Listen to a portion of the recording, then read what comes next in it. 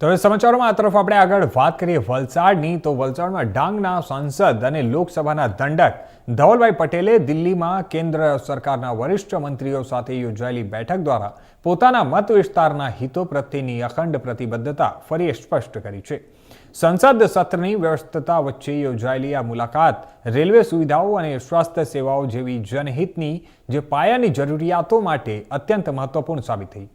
Rail મંત્રી અશ્વિની વૈષ્ણવ સાથે મુલાકાત દરમિયાન સાંસદે વલસાડ જિલ્લાના રેલવે સ્ટેશનો પર આધુનિક માળખાકીય સુવિધાઓ વધારવાની જરૂરિયાત રજૂ કરી અને ત્યારબાદ સાંસદે કેન્દ્રીય સ્વાસ્થ્ય મંત્રી અને ભાજપના રાષ્ટ્રીય અધ્યક્ષ જેપી નડ્ડા સાથે દક્ષિણ ગુજરાતની આરોગ્ય સેવાઓ અંગે પણ ગહન સંવાદ કર્યો હતો.